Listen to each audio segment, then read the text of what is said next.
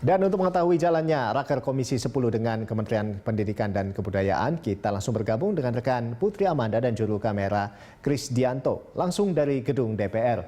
Iya, Amanda, ini kapan rencananya Raker akan dimulai dan rencananya akan membahas poin-poin penting apa saja antara Komisi 10 dan juga Kemendikbud?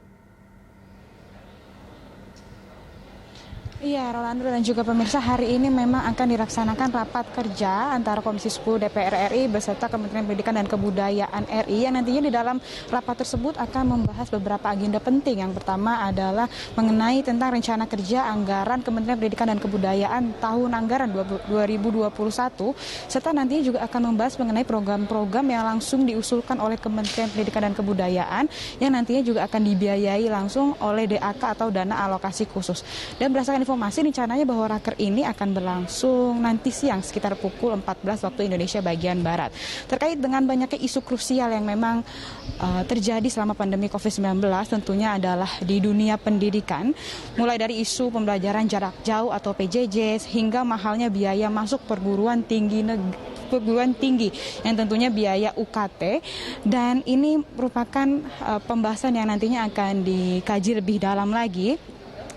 Dan rapat kerja yang akan dilaksanakan ini menjadi momentum penting untuk meluruskan berbagai isu yang sudah saya sebutkan tadi. Isu lainnya juga nantinya akan dibahas dalam rapat adalah yang pertama ada kebijakan membuka kembali pendidikan ataupun sekolah di zona kuning ataupun di zona hijau, dan berdasarkan informasi sudah ada sebanyak 53 guru dan juga siswa yang memang terpapar COVID-19. Untuk itu memang pihak dari publik juga meresahkan adanya dibukanya kembali sekolah karena mereka ini takut dengan adanya klaster penyebaran virus corona tentunya di sekolah. Dan berdasarkan informasi kami juga mendapatkan nanti di dalam rapat juga akan dibahas mengenai Kemendikbud ini akan mengalokasikan dana sebesar 1 triliun bantuan uang kuliah tunggal atau UKT, sebab selama proses PJJ berlangsung ini banyak mahasiswa yang memang mengeluh mengenai mahalnya biaya pembelajaran, terlebih bagi orang tua mereka yang memang terdampak dari pandemi COVID-19 ini. Untuk menyikapi keluhan tersebut, pihak dari Kemendikbud ini telah mengalokasikan dana sebesar 1 triliun untuk bantuan UKT mahasiswa terutama bagi mahasiswa yang memang bersekolah di perguruan tinggi swasta. Tentunya krisis pembelajaran pada saat ini yang dialami oleh masyarakat ini, Kemendikbud memprioritaskan dapat segera melakukan pembelajaran secara tatap muka. Untuk itu Nadiem juga mengatakan beberapa daerah di Indonesia ini memang sudah termasuk kategori zona hijau dan juga zona kuning, dan pihaknya ini mempertegas bahwa nantinya akan segera dibuka kembali pembelajaran secara tatap muka, tentunya dengan memperhatikan protokol kesehatan COVID-19 secara ketat.